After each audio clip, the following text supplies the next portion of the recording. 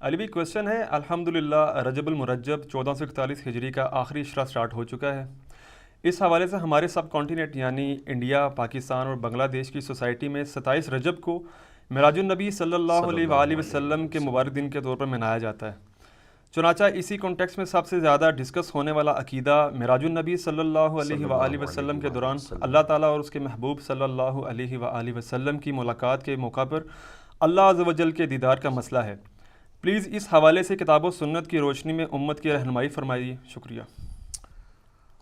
جزاکم اللہ خیرا و احسن الجزا۔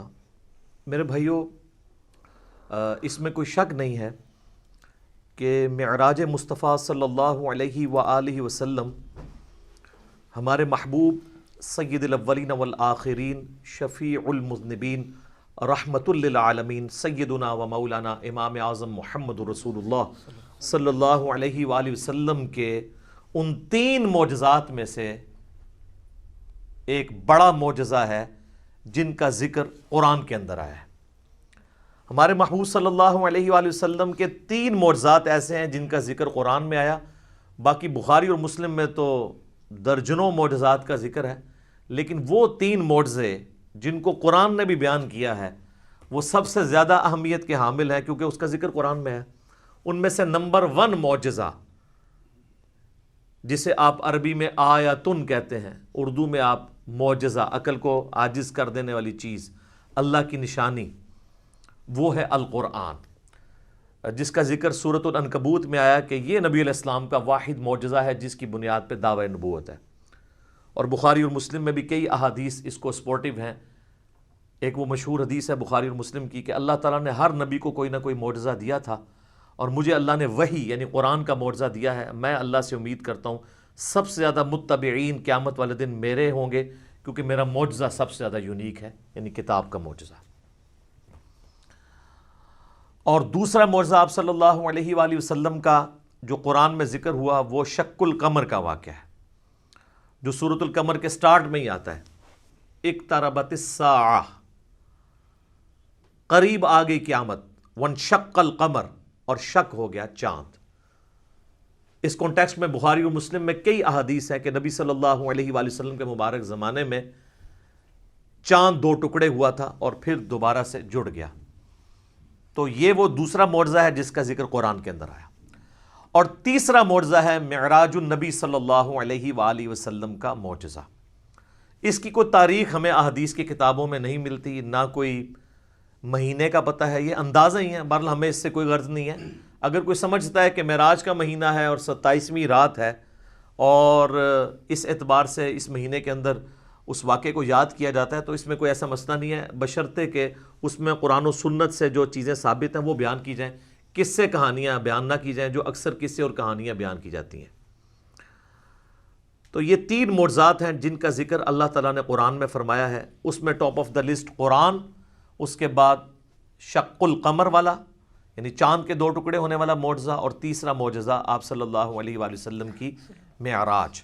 اور یہ بھی یاد رکھیں، یہ جو معراج ہم عموماً بولتے ہیں یہ بھی غلط العام ہے۔ اصل میں اس معجزے کا نام ہے الاسراء والمعراج، نبی صلی اللہ علیہ وآلہ وسلم کا رات کا زمینی سفر الاسراء، اور المعراج اور پھر آسمانی سفر۔ اور یہ دونوں سفر قرآن کے اندر موجود ہیں۔ جو زمینی سفر ہے الاسراء، وہ پارہ نمبر 15 ہمارا سٹارٹ اسی سے ہوتا ہے، سورہ بنی اسرائیل جو سورت نمبر 17 ہے اس کے آغاز میں ہی آتا ہے، اعوذ باللہ من الشیطان الرجیم، بسم اللہ الرحمن الرحیم، سبحان الذی اسری بعبدہ لیلا من المسجد الحرام الی المسجد الاقصی، پاک ہے وہ ذات جو اپنے بندے کو لے گئی راتوں رات مسجد حرام سے مسجد اقصی، ایک دور کی مسجد تک، جس کے ارد گرد برکتیں رکھی ہیں تاکہ ہم اپنے اس بندے خاص کو اپنی قدرت کی نشانیاں دکھائیں۔ الاسراء رات کا سفر، بیت اللہ سے لے کر مسجد ایلیا، یروشلم، بیت المقدس، یہ تینوں نام ایک ہی مسجد کے لیے، اور بعد میں وہاں پہ مسجد بھی بن گئی، حضرت عمر کے دور میں اس کا نام پھر مسجد اقصی رکھا گیا۔ قرآن جب نازل ہوا تھا وہاں اقصی لغت کے معنوں میں آیا تھا ایک دور کی مسجد، مسجد اقصی بعد میں بنائی گئی ہے، پہلے وہ بیت المقدس یا ایلیا یا یروشلم کہلاتا تھا۔ تو یہ ہے الاسرا. اور پھر وہاں سے آپ صلی اللہ علیہ وآلہ وسلم کو ایک براق پہ سوار کر کے آسمانوں کا سفر کروایا گیا 7ویں آسمان تک. اور پھر سدرۃ المنتہا، اس کا نام ہی ہے سدرۃ المنتہا، جہاں پہ مخلوق کی انتہا ہو جاتی ہے، وہاں تک. اسے ہم کہتے ہیں المعراج، یعنی اونچائی کا سفر آپ صلی اللہ علیہ وآلہ وسلم کا. اور اس کا ذکر جو ہے وہ سورۃ النجم، سورت نمبر 53 میں آیا ہے، جس میں وہ مشہور آیت بھی آتی ہے فَكَانَ قَابَ قَوْسَيْنِ أَوْ أَدْنَىٰ، جس کے اوپر انشاءاللہ میں ڈسکشن بھی کر دوں گا. یہ یاد رکھیے گا میرے بھائیو، الاسراء والمعراج یہ پیورلی آپ صلی اللہ علیہ وآلہ وسلم کا جسمانی پلس روحانی سفر ہے. یہ کوئی خواب کا واقعہ نہیں ہے، کوئی روحانی ایکسپیرینس نہیں ہے. اگر یہ خواب کا واقعہ ہوتا تو کفار مکہ کو بھی ماننے میں آر نہ ہوتی. خواب میں تو بہت کچھ انسان دیکھ لیتا ہے. تو یہ جسمانی پلس روحانی ایکسپیرینس ہے. اور اس کے ساتھ یہ بھی یاد رکھنا ہے کہ اس کا موڈ برزخی ہے، یعنی اس کو اس دن کوئی دیکھ کے آبزرو نہیں کر سکتا تھا، الا یہ کہ اللہ نے کوئی ایک خاص منظر کسی کو دکھا دیا ہو، وہ الگ بات. ورنہ یروشلم میں آلموسٹ 1,00,000 کے قریب انبیاء جمع ہوئے، صحیح مسلم میں آتا ہے. یہاں تک کہ آپ صلی اللہ علیہ وآلہ وسلم نے فرمایا کہ مجھے جبرائیل علیہ السلام نے تمام نبیوں کا امام بھی وہاں پر بنایا. میرے بھائی ہمارے شہر میں 1,00,000 بندہ جمع ہو جائے رات کے وقت تو تھرتھلی پڑ جائے گی، اور اس زمانے کے اندر لیکن کسی نے وہ منظر دیکھا نہیں ہے. وہ ان سین بیریئر تھا. اور بیسیکلی یہ اس لیے کروایا گیا، جو سورہ آل عمران میں آیا تھا نا، کہ اللہ تعالیٰ نے انبیاء کی ارواح سے یہ عہد لیا تھا کہ اگر میں تمہیں حکمت دوں، نبوت دوں، اور پھر میرا کوئی پیغمبر تم میں آ جائے تو تم نے اس پیغمبر کی تصدیق کرنی ہے، جس طرح کہ یحییٰ علیہ السلام نے حضرت عیسیٰ علیہ السلام کی. اور نبی صلی اللہ علیہ وآلہ وسلم کی تصدیق تو سب انبیاء نے کرنی تھی، تو وہ اللہ تعالیٰ نے فزیکلی انبیاء کرام کو جو ہے وہ برزخی طور پہ وہاں پہ جمع کر کے اور آپ صلی اللہ علیہ وآلہ وسلم کے پیچھے نماز پڑھوا کے آپ کی امامت کا اعلان کروایا کہ آپ امام الانبیاء ہیں صلی اللہ علیہ وآلہ وسلم، تاکہ سورہ آل عمران کا وہ والا وعدہ پورا ہو. وہ بڑا سٹرکٹ وعدہ ہے، اس میں یہاں تک الفاظ ہیں کہ مجھ سے یہ عہد کرو کہ جب میرے پیغمبر آئیں گے تم ان پر ایمان بھی لاؤ گے، ان کی مدد بھی کرو گے، اور میرے ساتھ یہ بھاری ذمہ اٹھاؤ، میں بھی تمہارے ساتھ گواہوں میں شامل ہوتا ہوں. اور اب بھی اگر کسی نے اس عہد کو توڑا تو وہ فاسقوں میں شمار ہوگا. یہ اتنے سخت الفاظ انبیاء کرام علیہ السلام کے بارے میں اللہ تعالیٰ نے ارشاد فرمائے. تو یہ برزخی اس کا موڈ تھا. اب اگر کسی کو شوق ہے کہ جی میں یہ سارا واقعہ ایک ایک احادیث کے انٹرنیشنل نمبرز کے ساتھ دیکھنا چاہتا ہوں، خود سننا چاہتا ہوں، پڑھنا چاہتا ہوں، تو سننے کی حد تک تو ہم نے الحمدللہ اکتوبر 2015 میں، یہ آج مارچ 2020 چل رہی ہے، اکتوبر 2015 میں آلموسٹ سمجھ لیں 4.5 سال پہلے ڈیٹیل 3 لیکچر، مسئلہ نمبر 126 ABC 3 نشستوں میں آلموسٹ 4.5 گھنٹے کی گفتگو ویڈیو میں ریکارڈ کروا دی ہے. ایک ایک حدیث کا میں نے انٹرنیشنل نمبر بھی بتایا، تو وہ آپ دیکھیں، ہم اس ویڈیو کے نیچے بھی اس کے ڈسکرپشن میں لنک لگا دیں گے. اور اس سے بھی بہتر یہ ہے کہ مرنے سے پہلے اے مسلمان کر لے اس پہ غور، کتابوں کا خدا اور ہے، بابوں کا خدا اور، کتابوں کا دین اور ہے، بابوں کا دین اور، کتابوں کی معراج اور ہے، بابوں کی معراج اور. کتابیں خود کھول کے پڑھیں، وہ میں آپ کو حوالہ دے دیتا ہوں. صحیح بخاری میں انٹرنیشنل نمبر ہے 3887، ڈیٹیلڈ حدیث ہے پوری واقعہ معراج کی، جس میں الاسراء زمینی سفر بھی ہے، آسمانی سفر، ہر آسمان پہ کس کس پیغمبر سے ملاقات ہوئی، 5 نمازیں دی گئیں، یہ ساری کی ساری 50 سے 5 ہوئی، حضرت موسیٰ علیہ السلام کے ساتھ ملاقاتیں ہوئی، یہ پوری صحیح بخاری میں انٹرنیشنل نمبر ہے 3887. اور سر صحیح مسلم 37 احادیث کنزیکٹیو ہیں. شروع میں پہلی جلد کے اندر انٹرنیشنل نمبر کے مطابق 411 سے لے کر 447، 411 سے 447 صرف واقعہ معراج کے اوپر ہے، الاسراء والمعراج. اچھا وہاں پہ بھی آپ کو ہیڈنگ مل جائے گی، الاسراء والمعراج، رات کا سفر اور آسمانوں کا سفر. اور مشکات میں اگر آپ نے پڑھنا ہے تو تیسری جلد میں آپ کو 5862 سے 5867 تک مسلسل 6 احادیث اس حوالے سے مل جائیں گی جو واقعہ معراج سے ریلیٹڈ ہے. لیکن ظاہر ہے کہ کچھ سکپ بھی ہوئی ہیں، تو وہ آپ صحیح مسلم کا وہ چیپٹر پڑھ لیں 411 سے 447 تک۔ اچھا، یہ جو میں نے دعویٰ کیا نا کہ یہ جسمانی پلس روحانی سفر ہے، یہ کوئی خواب کا معاملہ نہیں ہے، اگرچہ خواب میں بھی آپ علیہ السلام کو معراج ہوئی، وہ الگ سے ہے۔ کچھ ضعیف روایتیں بھی ہیں سیدہ عائشہ کی طرف منسوب، حضرت معاویہ کی طرف منسوب، کہ وہ لوگ کہتے تھے کہ نبی علیہ السلام کو خواب میں معراج کروائی گی، لیکن وہ اصول محدثین پہ جعلی روایتیں ہیں۔ صحیح بخاری کے اندر اوپر تلے 3 طرق سکیٹرڈ فارم میں، اوپر تلے تو نہیں ہے، 3 طرق آئے ہیں۔ انٹرنیشنل نمبر کے مطابق 6613 4716 3888، جس میں ابن عباس کا قول ہے، سورہ بنی اسرائیل کی آیت نمبر 60 میں آتا ہے نا کہ ہم نے نبی صلی اللہ علیہ وآلہ وسلم کو جو منظر دکھایا تھا۔ اب وہاں پہ جو رؤیا کا لفظ استعمال ہوا ہے نا، وہ کہتے ہیں خواب کے لیے استعمال ہوتا ہے، حالانکہ عربی میں رؤیا آنکھوں سے دیکھنے والے منظر کے لیے بھی یہ لفظ استعمال ہوتا ہے۔ بال ابن عباس کا قول امام بخاری اسی آیت کو ہیڈنگ بنا کے لے کے آئے ہیں، سورہ بنی اسرائیل آیت نمبر 60 کے، اور ابن عباس کہا کرتے تھے کہ نبی صلی اللہ علیہ وآلہ وسلم کو جو یہ منظر دکھایا گیا جو کافروں کے لیے فتنہ بن گیا، قرآن کی آیت ہے۔ فتنہ کیوں بنا؟ میرے بھائی اگر خواب کا منظر ہوتا تو خواب کیوں کافروں کے لیے فتنہ بنتا؟ وہ تو مان لیتے ہیں کہ خواب میں تو کچھ بھی ہو سکتا ہے، فتنہ بنے اس لیے کہ وہ فزیکل کلیم تھا۔ تو ابن عباس کا قول ہے صحیح بخاری میں کہ یہ منظر جو دکھایا گیا یہ نبی صلی اللہ علیہ وآلہ وسلم نے اپنی جسم کی آنکھوں سے دیکھا تھا، دل کی آنکھوں سے نہیں۔ دل کی آنکھوں سے مراد ہوتا ہے خواب میں، اور جسم کی آنکھوں سے مراد فزیکلی یہ دیکھنا ہے۔ میرے بھائیو، الاسراء والمعراج میں آپ صلی اللہ علیہ وآلہ وسلم کو کئی ایک مناظر دکھائے گئے، جو سورہ بنی اسرائیل کی آیت نمبر 7 جو آیت نمبر سٹارٹ میں 1 ہے، سورت نمبر 17، لِنُرِيَهُ مِنْ آیاتنا، تاکہ ہم اپنے بندے کو اپنی نشانیوں میں سے نشانیاں دکھائیں۔ وہ نشانیاں کون سی تھیں؟ ان پہ میں بولوں تو میرے بھائی تقریباً 3-4 گھنٹے اور لگ جائیں گے۔ میں آپ کو موٹی موٹی باتیں بتا دیتا ہوں جو بخاری اور مسلم میں آئی ہیں کہ آپ علیہ السلام کو کیا کچھ دکھایا گیا۔ نمبر 1، سٹارٹ ہوا شق الصدر سے، آپ علیہ السلام کا سینہ چاک کیا گیا، بخاری مسلم میں آتا ہے، اور جنت سے سونے کا تشت لا کے آب زمزم کا پانی ڈال کے جبرائیل علیہ السلام نے نبی علیہ السلام کا دل جو ہے وہ دھویا۔ نمبر 2، آپ صلی اللہ علیہ وآلہ وسلم کو، چونکہ آپ مکے میں تھے، ابھی مدینہ آپ نے جانا تھا، راستے میں ایک شہر میں اتارا گیا اور جبرائیل نے کہا کہ یہ طیبہ ہے، مدینہ، جو آپ کا مسکن عنقریب بننے والا ہے ہجرت کے بعد۔ حضور کو اس وقت تک نہیں پتا تھا کہ یہاں سے تو میری دعوت جو ہے وہ ایسی لانچ ہوگی کہ رومن اور پرشین امپائر بھی کچھ نہیں جائیں گی۔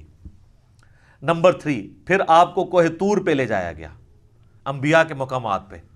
سب سے پہلے نبی علیہ السلام کا اپنا مسکن، اس کے بعد پھر طور سینا کے اوپر، اور کہا گیا کہ یہ وہ ہے جہاں پہ اللہ تعالیٰ نے حضرت موسیٰ علیہ السلام سے کلام کیا تھا۔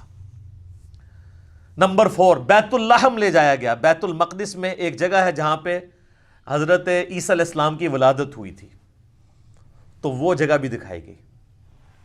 لہٰذا اس سے امام ابن تیمیہ کے اس عقیدے کا رد ہوا کہ انبیاء کی جو بیٹھنے کی جگہ ہیں ان کا وزٹ کرنا یہ نعوذ باللہ کوئی بدعت ہے۔ نبی علیہ السلام کو تو خود کروائی جا رہی ہے یہ ساری چیزیں، الحمدللہ۔ اور صحیح بخاری میں اوپر تلے 10 احادیث ہیں کہ عبداللہ بن عمر اپنے سفر حج کے دوران ان جگہوں پر نماز پڑھا کرتے تھے جہاں پہ نبی علیہ السلام کے ساتھ جب انہوں نے سفر کیا تھا تو جہاں جہاں اتر کے نماز پڑھی تھی۔ تو اس میں امام بخاری نے باب باندھا ہے کہ نبی علیہ السلام کی جگہوں کو تلاش کر کے وہاں پہ نماز پڑھنا، حتیٰ کہ مسند احمد میں آتا ہے کہ وہ اس جگہ پہ پیشاب بھی کرتے تھے جہاں نبی علیہ السلام نے اپنے سفر حج میں پیشاب کیا تھا۔ بخاری میں الفاظ ہیں نافع کے کہ مسجدیں موجود تھیں راستے میں، مسجد کے پاس نالوں کے قریب جو پتھر تھے وہاں پہ وہ نماز پڑھتے تھے، مسجد میں نہیں پڑھتے تھے۔ وہ کہتے تھے مسجد تو بعد میں بنی ہے، نبی علیہ السلام نے اس پتھر پہ نماز پڑھی تھی۔ یہ اتباع سنت کا جذبہ تھا۔ تو ظاہر نبی علیہ السلام سے لیا۔ 4 چیزیں ہوگی جی، شق الصدر، مدینہ شریف دکھایا گیا، طور سینا، بیت اللحم، اور اس کے بعد صحیح مسلم میں آتا ہے قبر موسیٰ دکھائی گئی۔ نبی علیہ السلام کہتے ہیں میں نے سرخ ٹیلے کے پاس موسیٰ علیہ السلام کو ان کی قبر میں نماز پڑھتے ہوئے دیکھا، اور اگر میں گزروں میں تمہیں وہ قبر بھی دکھا سکتا ہوں۔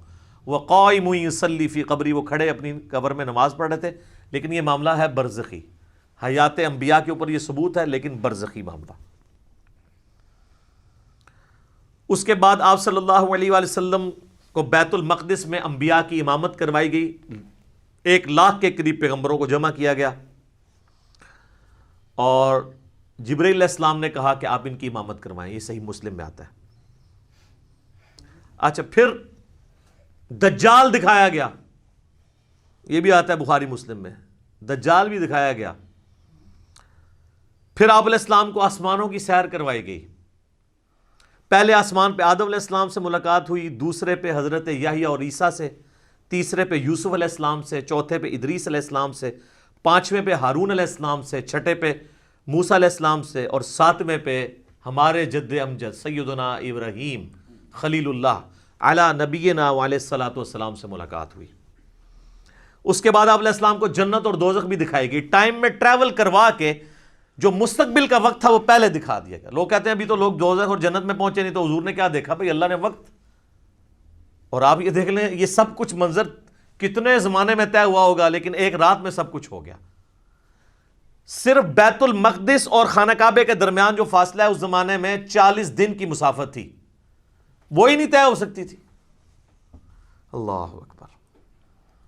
اسی لیے تو وہ آتا ہے نا المعجم الکبیر طبرانی کے اندر، اور دلائل النبوہ امام بیہقی کی کتاب کے اندر، اور کئی کتابوں کے اندر، کہ لوگوں نے آ کے حضرت ابوبکر کو کہا نا کہ تمہارا ساتھی تو یہ کہہ رہا ہے کافروں نے چھیڑنے کے لیے، اور انہوں نے کہا اگر وہ کہہ رہے ہیں تو میں تصدیق کرتا ہوں. تو اسی پر آپ کا لقب صدیق رکھا گیا کہ آپ علیہ السلام کی تصدیق کرنے والے. اس کے بعد بیت المعمور دکھایا گیا، بخاری مسلم میں آتا ہے. 7ویں آسمان کے اوپر اسی خانہ کعبہ کی سیدھ میں ایک گھر ہے جس کا طواف فرشتے کرتے ہیں، بیت المعمور، وہ دکھایا گیا. اور سب سے بڑھ کے آپ کو سدرۃ المنتہا تک لے جایا گیا. یہ آخری حد ہے. زمین سے جتنی مخلوقات ہیں یا فرشتے ہیں وہ بھی سدرۃ المنتہا سے آگے نہیں جا سکتے.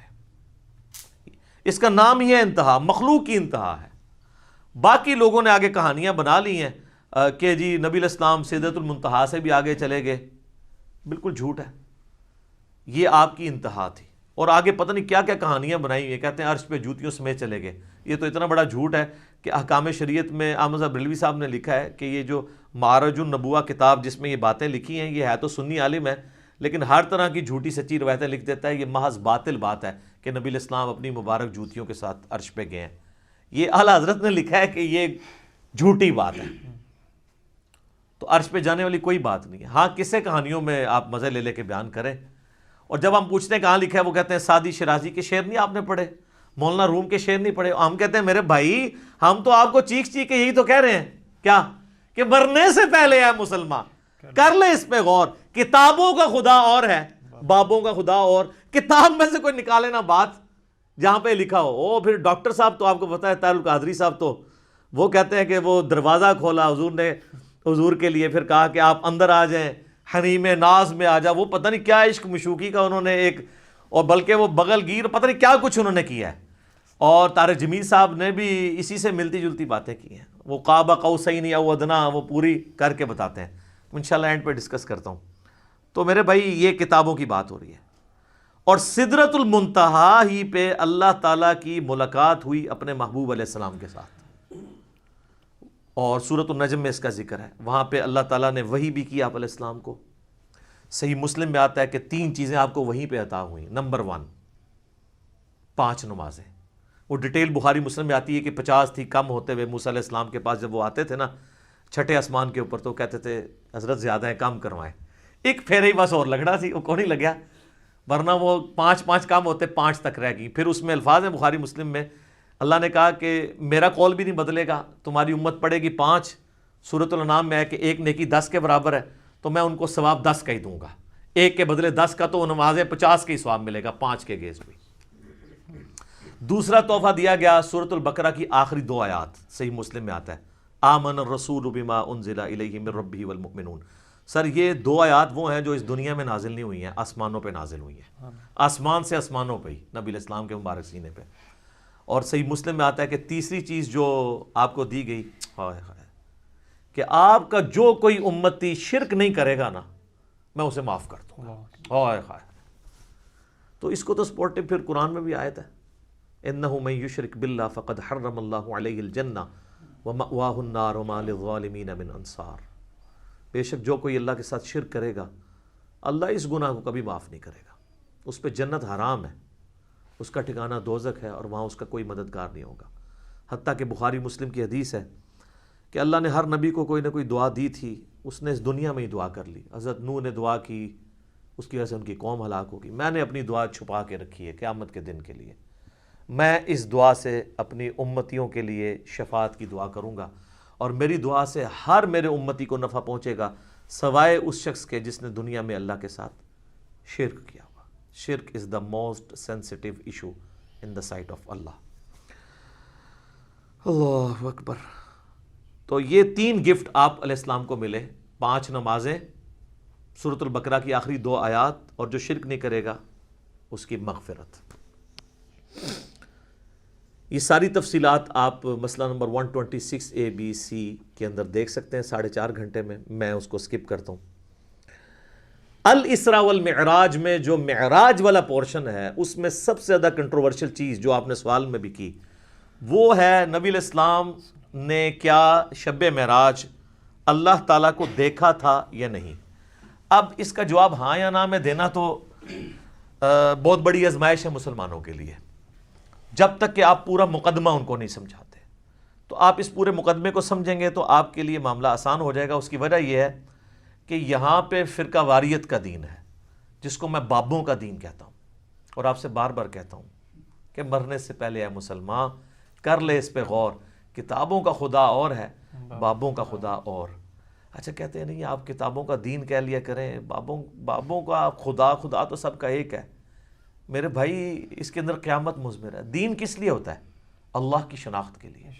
جب آپ کے بابوں نے اس اللہ کی شناخت ہی میں نہیں کروائی ہے جو پیغمبروں کے ذریعے اللہ نے کروائی تھی، تو ہم رونا روئیں گے نا کہ آپ کس اللہ کی بات کرتے رہے ہو.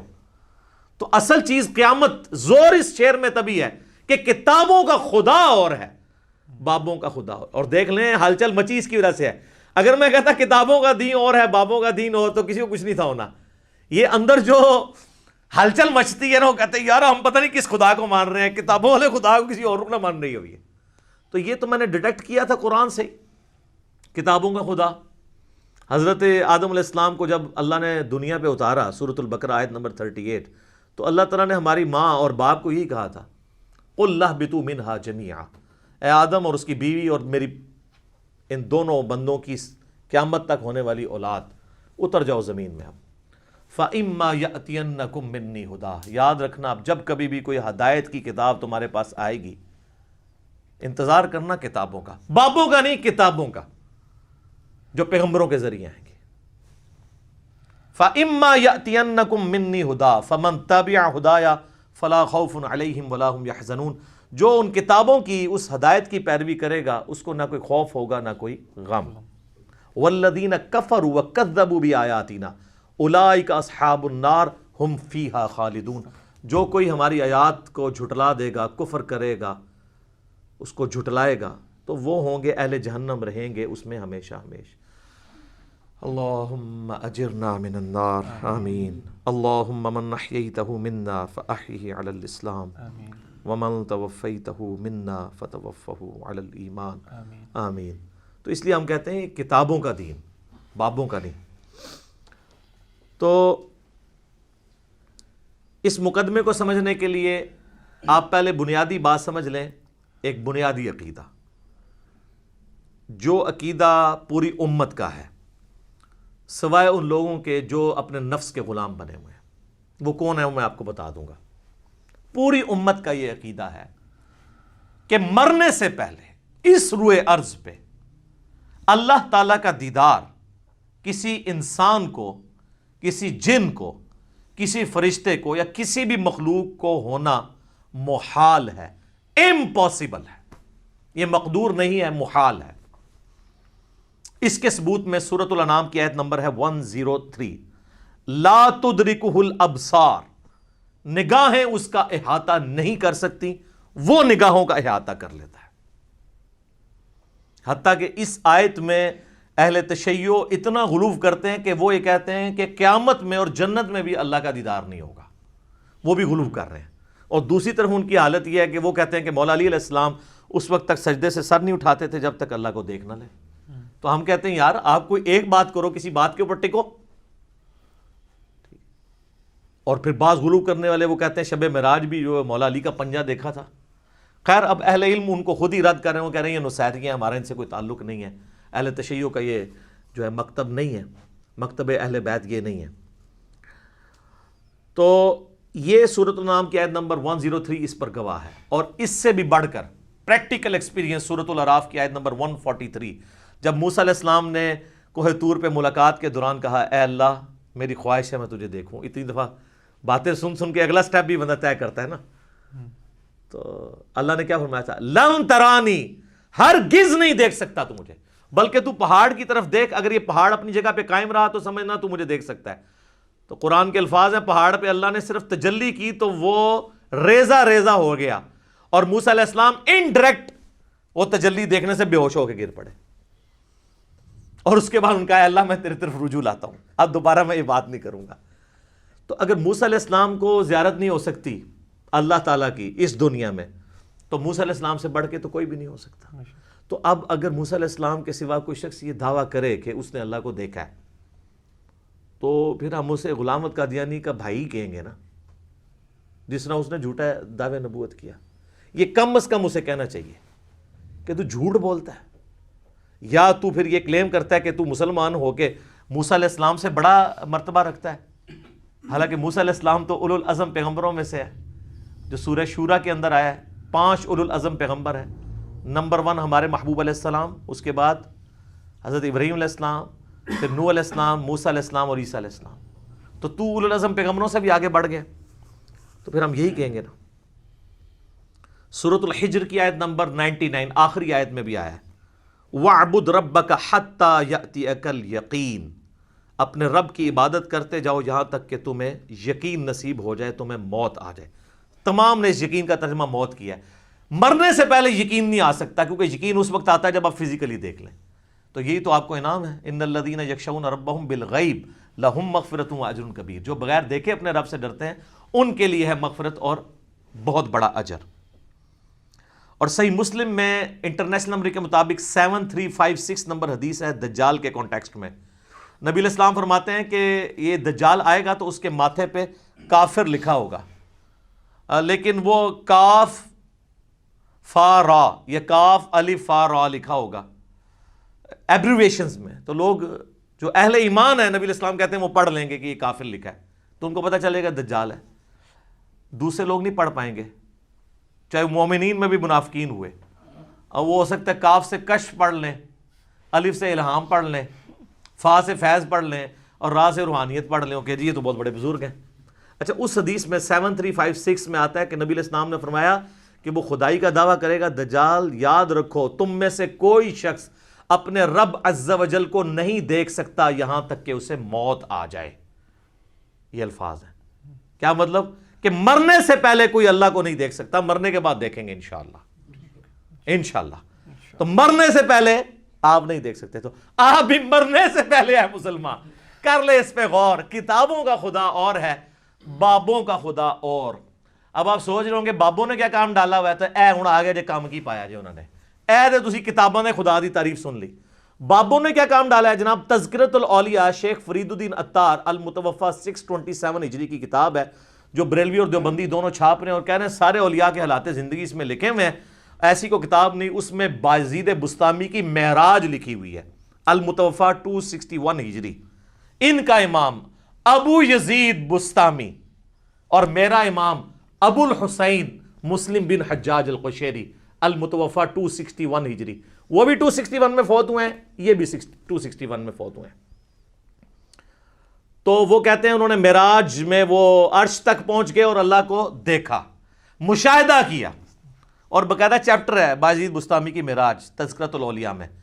بخاری مسلم کو چھوڑ کے ان کے پیچھے پڑے ہوئے ہیں. اور یہ آپ کو حوالے اس کے تذکرۃ الاولیاء کے فضائل اعمال میں ملیں گے, فضائل سنت میں بھی, تبلیغی جماعت کی کتاب میں بھی, دعوت اسلامی کی جماعت کی کتاب میں بھی. یعنی دونوں بھاری فرقے بریلوی اور دیوبندی اس کو لے کے چل رہے ہیں. پھر کشف المحجوب جو اس سے بھی پہلے لکھی گئی 200 سال پہلے, علی بن عثمان حجویری المتوفی 465 ہجری, انہوں نے کشف المحجوب میں بایزید بستامی کے بارے میں کلیم کیا ہے کہ وہ جب حج کرنے کے لیے گئے تو پہلی دفعہ گئے تو صرف کعبہ دیکھا تو کہتے ہیں میرا حج نہیں ہوا، اگلی دفعہ گئے تو کعبہ بھی دیکھا اور کعبے کے رب کو بھی دیکھا تو کہتے ہیں پھر بھی میرا حج نہیں ہوا، تیسری بار گئے تو صرف اللہ کو دیکھا، کعبہ ہی غائب تھا، تو ان کا اب میرا حج ہوا ہے۔ فزیکلی دیکھا۔ اگر کہتا نہیں یہ خواب میں دیکھنا ہے تو سر میرا معصومانہ سوال ہے کہ خواب کا پیکج موسیٰ ابن عمران علیہ السلام کو آفر کیوں نہیں ہوا، جن کو سورۃ الاعراف کی آیت نمبر 143 میں کہا گیا لن ترانی، موسیٰ تو مجھے نہیں دیکھ سکتا، انہوں نے آگے سے توبہ کی۔ تو اگر بازید والا عقیدہ ان کا ہوتا تو کہتے ہیں اللہ توبہ خواب ہی کرا دے، بازید نو تے بائی کرانی ہے نا، کہانیاں جھوٹ کوڑ ہن مزہ ہے۔ حضرت ابو ہریرہ نوں بھی غصہ آندا سی تو اپنی حبشی لینگویج وچ بولدے سن، کوڑ پنجابی کہتے ہیں جھوٹ نو۔ اچھا جی، شیخ زکریا کاندلوی نے کتاب لکھی ہے فضائل حج۔ حاجیوں کو تبلیغی جماعت والے بچارے میرے بولے بھائی، تبلیغی جماعت میری جماعت ہے، کافی سارے لوگوں کو اب بات سمجھ آ گئی ہے الحمدللہ، ہم محبت کرتے ہیں ان کے جذبے کی، لیکن یہ کچھ آپ کی کتابوں میں میرے بھائی لکھا ہوا ہے۔ فضائل حج میں لکھا ہوا ہے سر، اتنا مزیدار واقعہ ہے یہ، ابھی تک ویسے میں نے نا کسی ویڈیو میں بیان نہیں کیا، آج آپ سنیں اور مزہ لیں۔ وہ لکھتے ہیں کہ جی محدث عبد الرزاق مسجد نبوی میں بیٹھ کے درس حدیث دے رہے تھے۔ آپ پتہ محدث عبد الرزاق کون ہے؟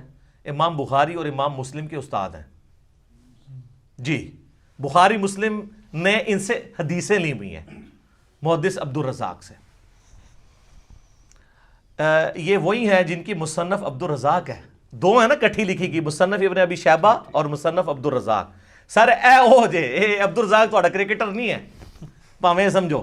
محدث عبد الرزاق بیٹھے ہوئے 3 صدی ہجری کے اندر بڑے اماموں میں سے وہ حدیثیں بیان کر رہے ہیں، تو وہ کہتے ہیں ایک بزرگ کا بیان ہے کہ ان کو حضرت خضر علیہ السلام کی ملاقات ہوئی۔ حضرت خضر علیہ السلام کے اوپر میرا کلپ دیکھ لیں، اللہ فضل تب یہ صاف ہو جائے گی۔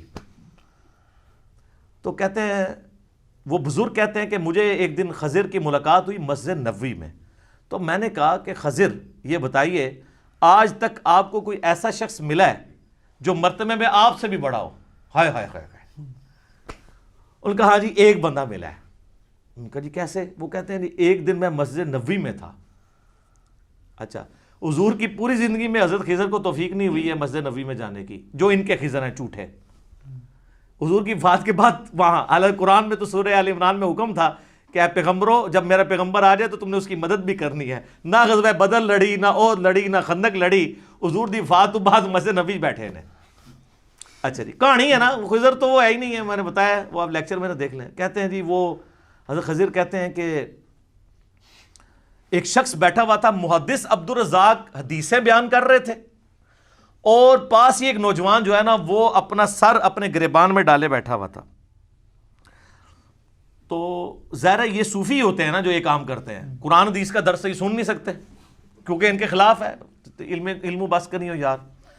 تو کہتے ہیں حضرت خضر کہتے ہیں میں بڑا حیران ہوا کہ محدث عبد الرزاق یہاں پہ درس دے رہے ہیں، اتنے بڑے محدث، اور یہ بندہ علیحدہ بیٹھا ہوا ہے۔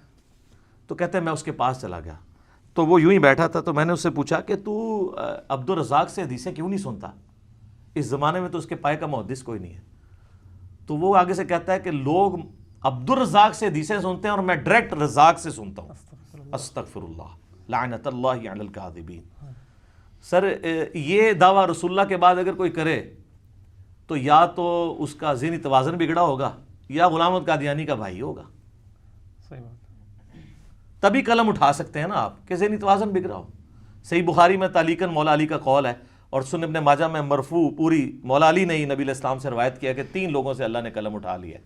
نمبر 1 سویا ہوا شخص، نمبر 2 بالغ نابالغ، اور نمبر 3 مجنون، مجذوب، پاگل، جو مرضی کہہ دو، شطحیات والا۔ اچھا، وہ کہتے ہیں کہ جی وہ حضرت خضر پریشان ہو گئے کہ بھی یہ کیڑا جڑا کہ ڈائریکٹ اللہ کو سننا۔ تو حضرت خضر کہتے ہیں میں نے پوچھا کہ اچھا تجھے اگر اتنا ایمان ہے تو بتا میں کون ہوں؟ تو کہتے ہیں جی اس نے کہا کہ نظر اٹھا کے کہا، انہوں نے کہا اگر میں غلط نہیں ہوں تو خضر ہے. کہتے میں ڈر گیا. تو کہا یہ مجھے ایک بندہ ملا جو مرتبے میرے سے اوپر سے. اے جی جناب کہانیاں تے اس لیے میں نے بیان کیا کہ یہ حضرت موسیٰ علیہ السلام اور پیغمبروں کے مقابلے پہ انہوں نے اپنے بابے بنائے ہوئے ہیں. تو اب ہم ان کو صرف پیار سے ہی کہہ سکتے ہیں کہ مرنے سے پہلے اے مسلمان کر لے اس پہ غور، کتابوں کا خدا اور ہے، بابوں کا خدا اور. تو آپ لوگوں نے مایوس نہیں ہونا. ان لوگوں کے بارے میں تو مجھے یقین ہے کہ یہ لوگ تو اللہ کے دیدار سے محروم ہوں گے جنہوں نے بد عقیدگیاں پھیلائی ہیں، لیکن آپ لوگ مایوس نہ ہوں. ہر مؤمن کو قیامت کے دن اللہ تعالیٰ کا دیدار ہوگا اور جنت میں بھی دیدار ہوگا انشاءاللہ تعالیٰ. اس پہ درجنوں احادیث بخاری مسلم کی اور قرآن کی آیات بھی گواہ ہیں. اور آپ دیکھیں دنیا میں بھی اللہ نے ایک تھوڑا سا ماڈل رکھا ہوا ہے. نماز مؤمن کی معراج ہے. کیوں کہا جاتا ہے؟ نماز معراج النبی میں تحفہ ملا ہے. وہاں سدرۃ المنتہا پہ اللہ اور نبی نے ڈائریکٹ باتیں کی تھیں حجاب کے اندر، وہ میں بعد میں حدیث بتاؤں گا. آپ یہاں دنیا پہ بیٹھ کے اللہ سے باتیں کر سکتے ہیں نماز کی حالت میں. باقی یہ جو کہانی مشہور ہے نا کہ یہ معراج النبی کی گفتگو ہے اللہ کی اور نبی علیہ السلام کی التحیات للہ والصلوات والطیبات، یہ بالکل کہانی ہے، یہ کسی حدیث میں نہیں آئی ہے. بخاری مسلم میں تو واضح آیا ہے. صحابہ اکرام کہتے ہیں رسول اللہ صلی اللہ علیہ وآلہ وسلم نماز کا تشہد ہمیں قرآن کی طرح سکھاتے تھے. ابن مسعود کہتے ہیں کہ میرے ہاتھ کو نبی علیہ السلام نے اپنے دونوں مبارک ہاتھوں میں لے کے مجھے یہ سکھایا تھا التحیات للہ والصلوات والطیبات. تو یہ نبی علیہ السلام نے سکھایا ہوا ہے، اس کا معراج کے ساتھ کوئی تعلق نہیں ہے. یہ کہانی ہے جو آپ بچپن سے سارے سنتے ہیں. جی نبی علیہ السلام نے کہا التحیات للہ والصلوات والطیبات، اللہ نے کہا السلام علیکہ ایھا النبی ورحمۃ اللہ وبرکاتہ. تو نبی علیہ السلام نے نعوذ باللہ پھر کریکشن کی اور کہا السلام علینا وعلی عباد اللہ الصالحین. اور پھر فرشتوں نے کہا اشہد ان لا الہ الا اللہ واشہد ان محمدا عبدہ ورسولہ. ایک کہانی ہے سر، کڈی وڈی کہانی ہے اور بچپن تو سن رہے ہو. آج تک کسی مولوی کو پوچھا ہے اے وہ کہانی جڑا بریلوی بھی بیان کرتا ہے، دیوبندی بھی بیان کرتا ہے، اہل حدیث بھی بیان کرتا ہے، کسی نے نہیں پوچھا لکھی کہاں ہوں یہ کہانی ہے. سورۃ القیامہ کی آیت نمبر 22 اور 23 میں آیا ہے، اللہ تعالیٰ نے فرمایا وجوہ یومئذ ناظرہ، اس دن ایسے چہرے ہوں گے جو تر و تازہ ہوں گے، الی ربہا ناظرہ، اپنے رب کی طرف دیکھ رہے ہوں گے. جو تر و تازہ چہرے ہوں گے وہ اپنے رب کی طرف دیکھ رہے ہوں گے. اچھا بعض لوگ کہتے ہیں نہیں جی وہ یہاں دیکھنے سے مراد ہے کہ وہ رحمت کا انتظار کر رہے ہوں گے. وہ جنہوں نے نہیں ماننا تو یہ جو سورۃ الفجر کی آیت ہے وَجَاءَ رَبُّكَ وَالْمَلَكُ صَفًّا صَفًّا، قیامت والے دن اللہ اور فرشتے قطار در قطار اس دنیا پہ اتریں گے، کیونکہ میدان محشر اس دنیا میں عدالت لگنی ہے. تو جیسا اللہ کی شان کے لائق ہے وہ زمین پہ اترے گا. اور پھر اس کا کلائمیکس ہے سورۃ المطففین آیت نمبر 15 کَلَّا إِنَّهُمْ عَنْ رَبِّهِمْ يَوْمَئِذٍ لَمَحْجُوبُونَ. اللہ تعالیٰ کافروں کے بارے میں فرماتا ہے کہ ضرور بالضرور اللہ کے جو منکر ہیں وہ اپنے رب کے دیدار سے اوٹ میں کر دیے جائیں گے قیامت والے دن. اچھا اللہ کے دیدار سے اوٹ میں کر دیے جائیں گے کافر، تو اس کے اندر کیا امپلائڈ ہے کہ اہل ایمان حجاب اٹھا دیا جائے گا، کیونکہ اللہ کے آگے تو کوئی حجاب نہیں آ رہا نا، اللہ کے سامنے تو کوئی چیز چھپی نہیں ہوئی ہے. یہ بندے اور اللہ کے درمیان حجاب ہے، کافر کے درمیان آ جائے گا مومن کا اٹھ جائے گا. یہ واضح ثبوت ہے. لہذا شیعہ کا موقف جو ہے باطل ہے. بلکہ میں شیعہ کو دعوت دوں گا کہ اللہ کے بندو ہماری نمازوں عبادات ان ساری چیزوں کا کیا حاصل ہونا ہے کہ اگر ہم جنت میں پہنچ جائیں اور تب بھی اپنے رب کو نہ دیکھ سکیں. قرآن کی درجنوں آیات میں جو اللہ تعالیٰ بار بار کہتا ہے کہ بغیر دیکھے اپنے رب سے ڈرتے ہیں، تو یہ پردہ آخر اٹھنا ہے نا کبھی، اس دن اٹھنا ہے کہ جس دن اللہ تعالیٰ نے یہ امتحان میں آپ کو پاس کر دینا ہے کہ ہاں جی تم بغیر دیکھے ڈرتے تھے نا، اب اس کا انعام ہے، مجھے دیکھ لو. یہ تو امپلائڈ ہے اس کے اندر، ورنہ تو دین کی لذت ہی ختم ہے اگر قیامت میں جنت میں اللہ کا دیدار نہیں ہے. بخاری مسلم میں درجنوں احادیث ہیں. اسی کانٹیکسٹ میں جو سورۃ القیامہ کی آیت نمبر 22 ہے وجوہ یومئذ ناظرہ الی ربہا ناظرہ، اس آیت کے کانٹیکسٹ میں بخاری مسلم دونوں میں حدیث ہے. صحابہ کرام نے پوچھا یا رسول اللہ کیا ہم اپنے رب کو دیکھیں گے قیامت والے دن؟ آپ نے فرمایا تم ضرور اپنے رب کو دیکھو گے. 14ویں رات کا چاند جب چھایا ہوتا ہے اور کوئی بادل نہ ہو تو تمہیں اس چاند کو دیکھنے میں کوئی تکلیف محسوس نہیں ہوتی. سورج کو دیکھنے میں تکلیف ہوتی ہے، چاند کو دیکھنے میں نہیں ہوتی۔ بالکل اس طریقے سے تم اپنے رب کو بھی دیکھو گے اور تمہاری آنکھوں پہ کوئی سٹرین نہیں آئے گا، جیسا کہ اس کی شان کے لائق ہے۔ تم اپنے رب کو دیکھو گے انشاءاللہ تعالی۔ اور سر صحیح مسلم میں ایک بڑی رکت انگیز حدیث ہے، نبی علیہ السلام فرماتے ہیں جنتی جب جنت میں پہنچ جائیں گے نا تو اللہ تعالیٰ جنتیوں سے کہے گا کہ ہاں جی کوئی اور نعمت چاہیے؟ تو جنتی کہیں گے یا اللہ اس سے بڑی کیا نعمت ہے کہ تو نے ہمیں ہمیشہ کے دوزخ کے عذاب سے بچا لیا، ہمارے چہرے تر و تازہ کر دیے، ہمارا منہ مانگا انعام ہمیں دیا، ہمیشہ کی زندگی ہمیں دے دی، اس سے بڑی بھی ابھی کوئی نعمت باقی ہے؟ تو پھر اللہ تعالیٰ ان کو سرپرائز دیتے ہوئے اپنا اور بندوں کے درمیان حجاب اٹھائے گا اور لوگ اپنے رب کی زیارت کریں گے، اور جب وہ رب کو دیکھ لیں گے نا تو ان کو دنیا کی اور جنت کی ہر نعمت بھول جائے گی، وہ کہیں گے اصل نعمت تو یہ ہے، یہ اللہ نے سرپرائز میں رکھی ہوئی ہے جنت کے اندر۔ یہ صحیح مسلم میں حدیث ہے۔ پھر نبی علیہ السلام نے کہا کہ چاہو تو قرآن پڑھ کے دیکھ لو، سورہ یونس کی آیت نمبر 26 آپ نے تلاوت کی، للذین احسنوا الحسنى وزیادہ، جو لوگ نیکوکار ہیں اللہ تعالیٰ ان کے لیے بہتر اجر رکھے گا اور کچھ بڑھ کے بھی دے گا۔ وہ کہتے ہیں کہ بڑھ کے جو دے گا وہ یہ ہے سب سے بڑھ کے اللہ کا دیدار انشاءاللہ تعالی۔ اور پھر صحیح مسلم کی وہی حدیث جو دجال والی میں نے بیان کی 7356 کہ تم میں سے کوئی اپنے رب عز و جل کو نہیں دیکھ سکتا یہاں تک کہ وہ مر نہ جائے، تو مرنے کے بعد انشاءاللہ تعالی اللہ کا دیدار ہوگا۔ اور مرنے سے پہلے ہے مسلمان کر لے اس پہ غور، کتابوں کا خدا اور ہے بابوں کا خدا اور یقین کر جب تو یہ غور کرے گا نا تو تیرے اندر سے آواز نکلے گی کیا کہ نہ میں وابی، نہ میں بابی، نہ میں سو کارڈ وابی تے نہ میں بابیاں دا دفاع کرنے والا بابی، میں ہوں مسلم علمی کتابی انشاءاللہ تعالی۔ البتہ میرے بھائیوں اس کائنات میں ایک ہستی ایسی ہے جسے اللہ تعالیٰ نے اس دنیا میں خواب کی حالت میں اپنا دیدار عطا کیا، اور اس اعتبار سے باقی ساری مخلوقات پہ فوقیت دی، اور وہ ہمارے محبوب سید الاولین والآخرین شفیع المذنبین رحمت للعالمین سیدنا و مولانا امام اعظم محمد رسول اللہ صلی اللہ علیہ وآلہ وسلم کی مبارک ذات ہے۔ اور یہ تو نبی الاسلام کے بارے میں خواب میں زیارت والا معاملہ، یہ تو میں حدیث آپ کو بعد میں بیان کرتا ہوں۔ آپ کے بابوں نے یہ دعویٰ امام حنیفہ کے لیے بھی کیا، وہ کہتے ہیں 100 دفعہ خواب میں زیارت ہوئی ہے۔ امام بن حنبل کے بارے میں تو فضائل اعمال کے اندر لکھا ہے کہ خواب میں اللہ کو دیکھا اور پوچھا کہ اللہ جی میں آپ کا قرب چاہتا ہوں تو کس چیز سے حاصل کروں؟ تو اللہ نے فرمایا قرآن سے۔ تو اگے امام بن حنبل نے کہا کہ اللہ سمجھ کے کہ بغیر سمجھ کے؟ تو اللہ نے کہا کہ چاہے سمجھ کے چاہے بغیر سمجھ کے۔ کڈی کہانی خواب ایہی چیز لینی تھی۔ تو سر اس پہ میری 100 نمبر مجلس دیکھ لیں، کتابوں کا خدا اور ہے بابوں کا خدا اور۔ میں آج اس کی انجینئرنگ نہیں کرتا، بل یہ فضائل اعمال کے اندر یہ لکھا ہوا ہے، فضائل ذکر والے چیپٹر کے اندر، کہ امام احمد بن حنبل نے بھی اللہ کو دیکھا ہے خواب میں۔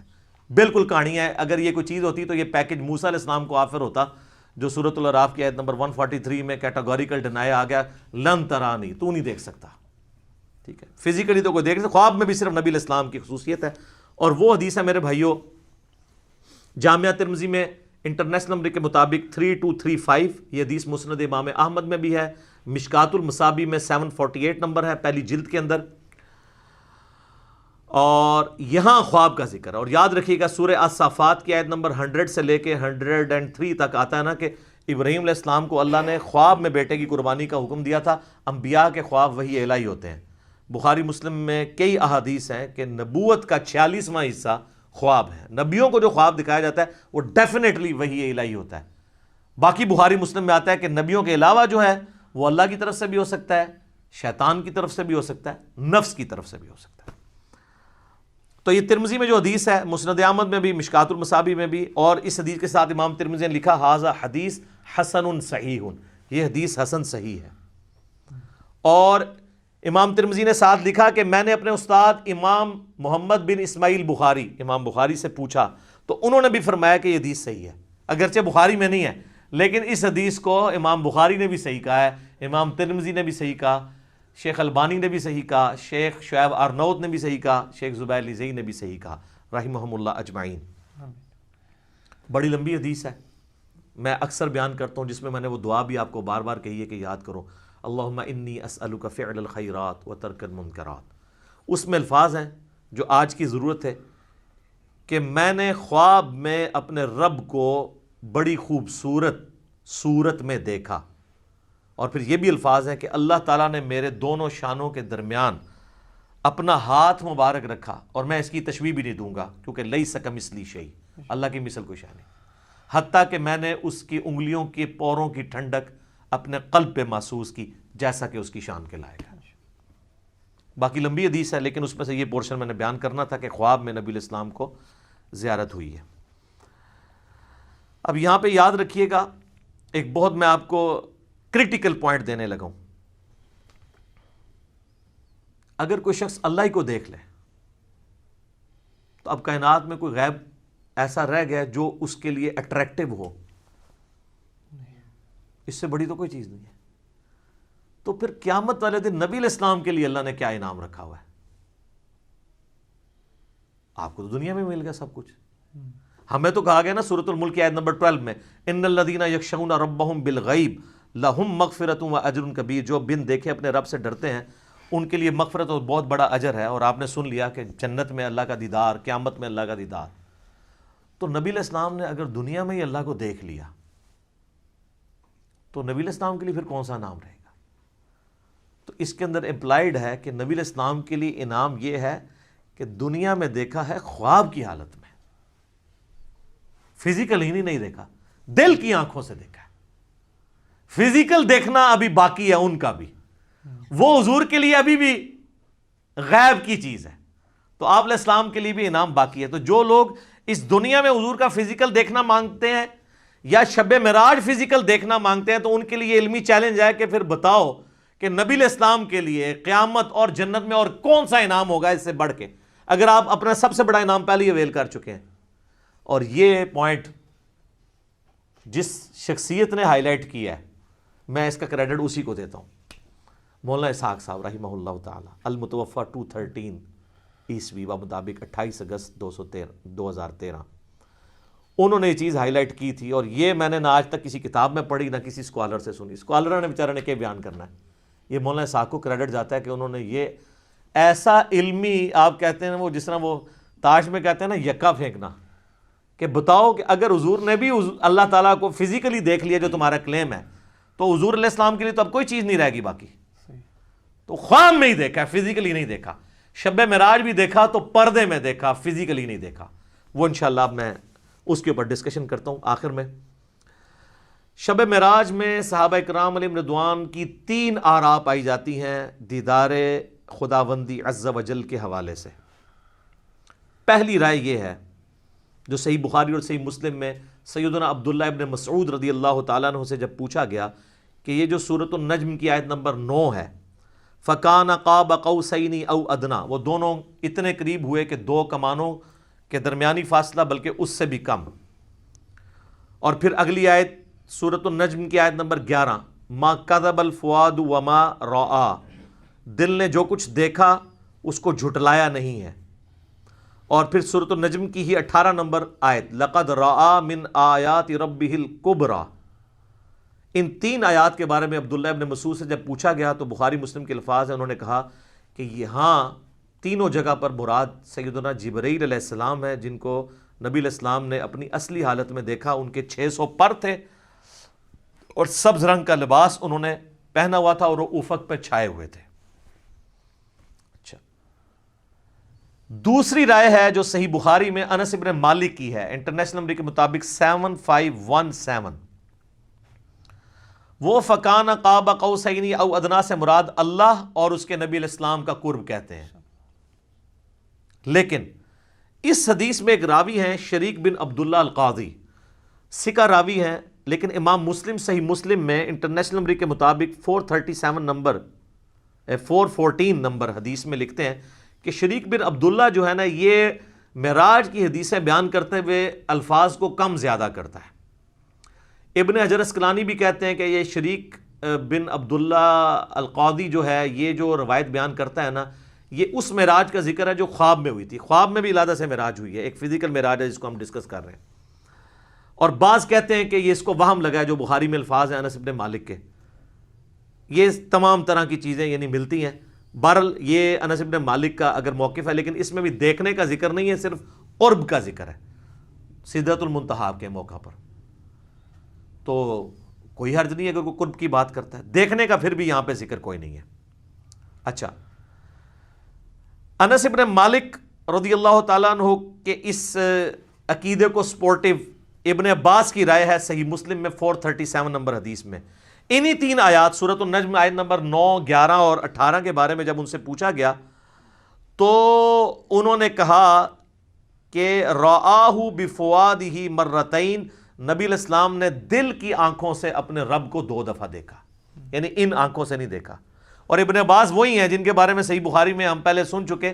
وہ کہتے ہیں کہ واقعہ معراج جو ہے یہ آنکھوں کا ایکسپیرینس ہے، لہذا وہ آنکھوں کا ایکسپیرینس ماننے کے باوجود دل سے دیدار کی بات کر رہے ہیں. تو دل سے دیدار خواب کی حالت میں ہے، یہ اس کی بات کر رہے ہیں. واقعہ معراج والی میں بھی اگر کریں گے تو دل سے دیکھنے سے مراد کیا ہے، پھر وہ اس کو سپورٹیو اگلی حدیثیں آئیں گی سیدنا ابو ذر غفاری والی. لیکن یہاں پہ میں ایک حدیث بتاؤں، جامعہ ترمذی میں بھی مشکات میں بھی ہے کہ ابن عباس نے کہا لقد را محمد ربہ، بے شک محمد نے اپنے رب کو دیکھا. تو اکرمہ نے کہا کہ حضرت سورۃ الانعام کی آیت نمبر 103 ہے لا تدرکہ الابصار، اللہ کو تو آنکھیں دیکھ نہیں سکتی، تو آپ ہمیں کہہ رہے ہیں کہ نبی علیہ السلام نے اللہ کو دیکھا. تو فرمایا کہ یہ اس وقت ہے جب اللہ تعالیٰ اپنے نور کے ساتھ تجلی فرمائے. یہاں دیکھنے سے مراد دل سے دیکھنا ہے، تو وہ تو دل سے دیکھنا خواب میں دیکھنا جو ترمذی سے بیان کر دیا. تو ابن عباس بھی یہ مانتے ہیں کہ اللہ تعالیٰ کی جو نورانی تجلی، جو اللہ تعالیٰ کی ذات ہے، اس کو نبی علیہ السلام نے نہیں دیکھا. بعض لوگ ان حدیثوں سے سہارا لیتے ہیں لیکن اس کی ایکسپلینیشن اسی میں موجود ہے. پھر صحیح مسلم میں ایک حدیث ہے 443. ابو ذر غفاری کہتے ہیں کہ میں نے رسول اللہ سے پوچھا کہ نبی علیہ السلام یہ بتائیے کہ کیا آپ نے معراج میں اپنے رب کو دیکھا تھا؟ تو سر اب آپ لوگ بھی مان جائیں. رسول اللہ نے فرمایا کہ میں رب کو کیسے دیکھ سکتا ہوں، وہ تو نور ہے. کلیئر ہو گیا. اچھا، اس سے اگلی حدیث ہے صحیح مسلم میں 444. ایک تابعی کہتے ہیں ابو ذر غفاری سے کاش میں رسول اللہ کے زمانے میں ہوتا نا تو حضور سے ایک سوال ضرور کرتا. تو ابو ذر غفاری نے کہا کون سا سوال؟ اس نے کہا میں نے حضور سے پوچھنا تھا کہ یا رسول اللہ آپ نے شب معراج اللہ کو دیکھا ہے کہ نہیں. اس سے کم از کم یہ تو کلیئر ہوا کہ صحابہ کے زمانے میں بھی یہ بحثیں چلتی تھی، لہٰذا یہ آج کل جو ان باتوں میں کتاب و سنت بیان کرتے ہیں تو اس کو یہ صوفی ٹائپ لوگ کہتے ہیں، یہ لوگ جو ہیں یہ وہابی ہیں، یہ گستاخ ہیں، یہ حضور کی کمزوریاں تلاش کرتے ہیں. ان کے لیے بہت بڑی پھکی ہے کہ یہ سارے پھر اس زمانے میں موجود تھے. تابعین کہہ رہے ہیں ابو ذر غفاری کو کہ ہم حضور کے زمانے میں ہوتے ہیں نا تو حضور سے پوچھتے کہ یا رسول اللہ آپ نے اس کا مطلب تابعین کو صحابہ نے یہ عقیدہ نہیں بتایا. Point to be noted. تو ابو ذر غفاری نے کہا او بچے تو نے کیا پوچھنا ہے، میں خود پوچھ چکا ہوں حضور سے.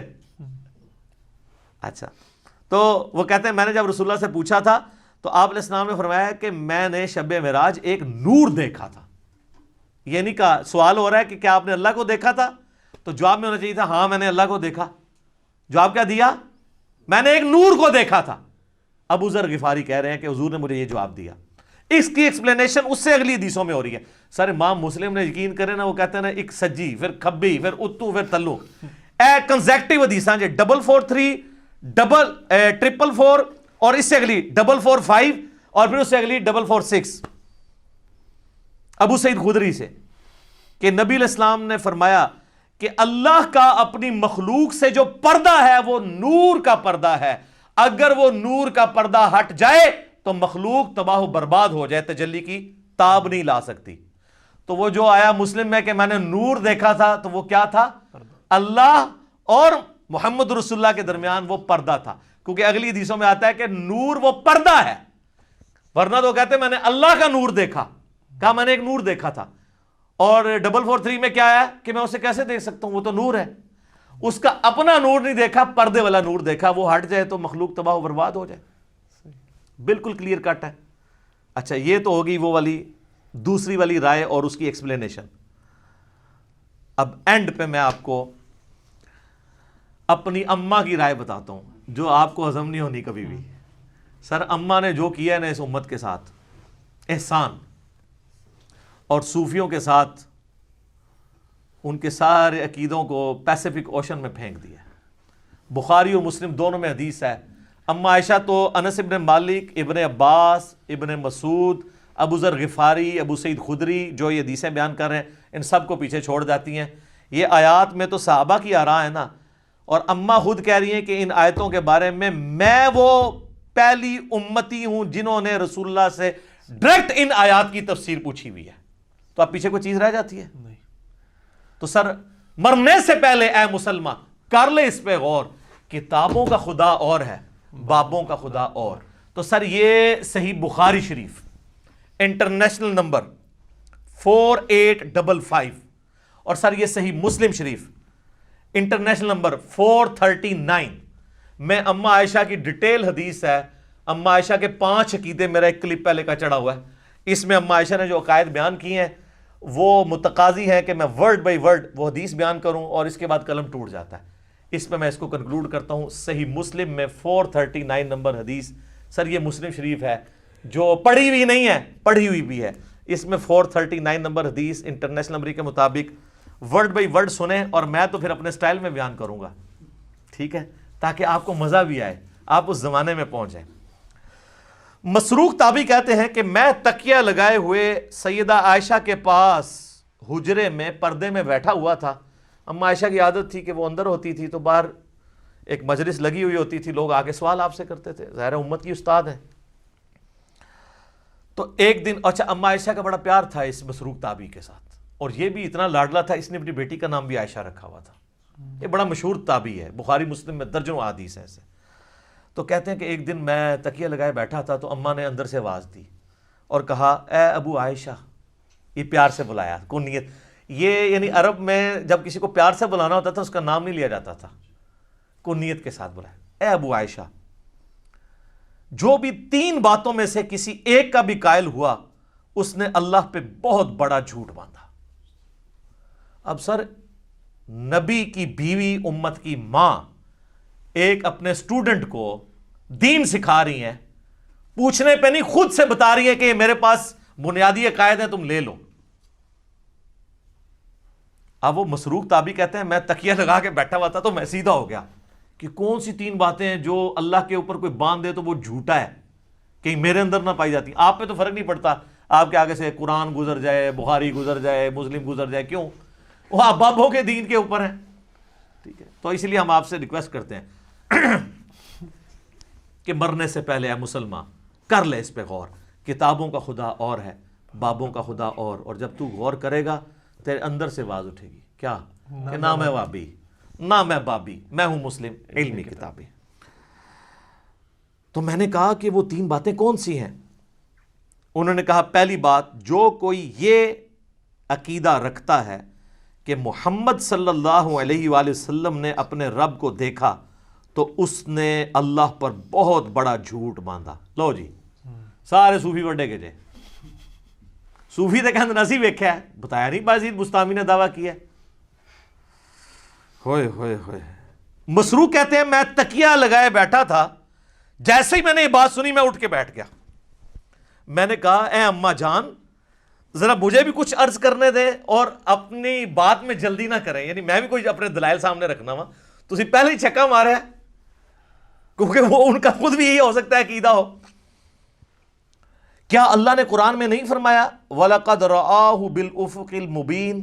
وہی آیات سورۃ النجم کی آیت نمبر 9، 11 اور 18 تینوں مسروق نے پڑھی.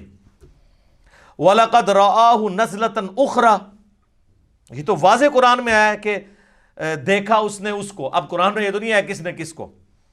تو سیدہ عائشہ نے کہا اس امت میں سب سے پہلے میں نے ان آیتوں کو رسول اللہ سے پوچھا تھا. تو اب رسول اللہ سے پوچھنے کے بعد بھی اگر کسی نے نہیں یقین کرنا اور بابوں کے دین پہ چلنا اور کتابوں کے دین پہ نہیں چلنا، صحیح مسلم 439 نمبر حدیث پہ نہیں چلنا، اور صحیح بخاری انٹرنیشنل نمبر کے مطابق 4855 حدیث میں، مسلم میں چونکہ ڈیٹیل ہے میں وہ بیان کر رہا ہوں. اچھا جی سن لیں، آپ جو رسول اللہ کو مانتا ہے اس کے لیے میں بیان کر رہا ہوں، جو بابوں کو مانتا ہے اس کے لیے تو میں کچھ نہیں کر سکتا. تو آپ علیہ السلام نے فرمایا کہ ان آیات میں مراد جبرائیل علیہ السلام ہے، یعنی میں نے جبرائیل علیہ السلام کو دیکھا، میں نے ان کو ان کی اصلی صورت پر دیکھا اور 2 بار ایسا ہوا۔ ان آیات میں اسی کا ذکر ہے کہ ان کو وہ اس وقت وہ اتر رہے تھے آسمان سے، اور ان کے تن و توش کی بڑائی نے آسمان سے زمین تک روک رکھا تھا، افق پہ پھیلے ہوئے تھے، وہی جو عبداللہ ابن مسعود نے کہا۔ اب یہ سیدہ عائشہ نے جو یہ حدیث بیان کی ہے نا کہ نبی علیہ السلام سے خود ہی پوچھ لیا تو ان کا جبرائیل ہے، تو اما عائشہ اب مزید علمی دلائل سامنے رکھ رہی ہیں اسی عقیدے پہ۔ سورۃ الانعام کی آیت نمبر 103 پڑھی، لا تدرکہ الابصار وہو یدرک الابصار، جو ہم پہلے ڈسکس کر چکے۔ نگاہیں اس کا احاطہ نہیں کر سکتی، وہ نگاہوں کا احاطہ کر لیتا ہے۔ اور کہا مسروق تو نے یہ آیت نہیں قرآن کی پڑھی ہوئی؟ اور کیا تو نے یہ نہیں سنا کہ اللہ فرماتا ہے وَمَا كَانَ لِبَشَرٍ أَن يُكَلِّمَهُ اللَّهُ إِلَّا وَحْيًا أَوْ مِن وَرَاءِ حِجَابٍ أَوْ يُرْسِلَ رَسُولًا۔ سورہ شورى کی آیات کہ کسی انسان کی تو یہ اہلیت ہی نہیں ہے کہ اللہ تعالیٰ اس سے کلام کرے سوائے اس کے کہ اس پہ وحی کر دے، یعنی چپکے سے اس کے دل میں بات ڈال دے، یا حجاب میں گفتگو کرے جس طرح کہ سدرۃ المنتہا پہ ہوئی، یا اس کی طرف کوئی رسول بھیجے یعنی جبرائیل علیہ السلام کو پیغمبر۔ تو حضرت عائشہ نے اپنی دلیل میں رسول اللہ کی بات بھی کی اور قرآن کی آیات بھی کوٹ کی، اور اماں تو سیدھی آیتیں ہی کوٹ کرتی تھی، ٹھیک ہے، حدیث بھی کوٹ کی ہے نا، کہہ دو اماں منکرین حدیث میں سے تھی، نہیں، پہلے انہوں نے حدیث کوٹ کی ہے، بعد میں قرآن کی آیات کوٹ کی ہے۔ مسروق دوسری بات یہ ہے کہ جو کوئی خیال کرے کہ رسول اللہ صلی اللہ علیہ وآلہ وسلم نے اللہ کی کتاب میں سے کچھ حصہ چھپا لیا تھا تو اس نے بڑا جھوٹ باندھا۔ اب ایسی سلسلہ خاص گلاں خاص نو، میرا پچھلے دن کلپ ریکارڈ ہو گیا حضرت ویسے کرنی والا اور علم لدنی والا، حضرت خضر علیہ السلام والا، وہ دیکھ لو، میں ساری کہانیاں نہ کھولی ہیں، تخت بلقیس والا بھی دیکھ لیں، سب کچھ ٹھپے گئے نا۔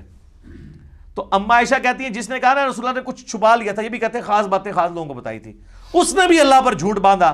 کیا تم نے قرآن میں اللہ کا فرمان نہیں سنا، یا ایھا الرسول بلغ ما انزل الیک من ربک وان لم تفعل فما بلغت رسالتہ، اے رسول اللہ جو آپ کی طرف نازل ہوا ہے اللہ کی طرف سے وہ اپنی امتیوں تک پہنچا دیں، اور اگر آپ نے نہ پہنچایا اس کو تو آپ نے رسالت کا حق نہیں ادا کیا۔ تو رسول اللہ نے سارا دین سب کو ٹرانسفر کیا۔ علم لدنی پہ میرا حضرت خضر علیہ السلام والا کلپ دیکھ لیں، میں نے پوری ان کی کہانیاں کھول کھول کے بیان کی ہیں بخاری مسلم سے، وہاں بھی آیت کوٹ کی تھی۔ اچھا، اور پھر کہا مسروق تیسرا عقیدہ یہ ہے کہ جو کوئی کہے کہ رسول اللہ یہ جان لیتے تھے کہ کل کیا ہونے والا ہے، یعنی آئندہ کا حال، علم غیب، تو اس نے بھی اللہ پر جھوٹ باندھا، کیونکہ اللہ تعالیٰ قرآن میں فرماتا ہے قُلْ لَا يَعْلَمُ مَنْ فِي السَّمَاوَاتِ وَالْأَرْضِ الْغَيْبِ إِلَّا اللَّهُ، اے نبی فرما دو آسمانوں اور زمین میں غیب کو کوئی نہیں جانتا سوائے اس کے۔ ہاں اس کے بتانے سے اگر کوئی غیبی خبر دے وہ الگ معاملہ ہے، لیکن مطلقاً علم الغیب اس کے ساتھ خاص ہے، عالم الغیب وہ ہے۔ اماں نے جناب تینوں عقیدے کلیئر کرتے، اور یہ بھی کہا کہ رسول اللہ صلی اللہ علیہ وآلہ وسلم سے میں نے خود تصدیق کی ہے، اور پھر قرآن کی آیات بھی کوٹ کی۔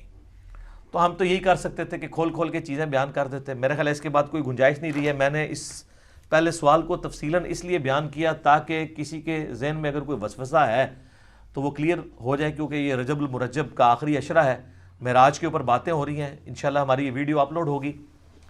اور اب میں کیا کروں میرے بھائی، اتنے میں فی البدی حوالے اس میں دے دیتا ہوں کہ اس کے اوپر پھر ہمیں ریفرنسز لگاتے ہوئے ڈزنز آف ورکنگ آور چاہیے ہوتے ہیں۔ تو بال میں نے اوورال آپ کو ایک پورا جہاں پہ کریٹیکل نمبرز تھے وہ بتا دیے، اور حوالے ہم اس میں نہ بھی لگائیں، آپ خود ان حوالوں تک پہنچ جائیں گے۔ اللہ تعالیٰ سے دعا ہے کہ ہمیں معراج مصطفیٰ صلی اللہ علیہ وآلہ وسلم کے بارے میں صحیح عقیدہ رکھنے کی توفیق عطا فرمائے، اور کتاب و سنت والا عقیدہ رکھنے کی توفیق عطا فرمائے، آمین ثم آمین۔ ٹھیک ہوگا؟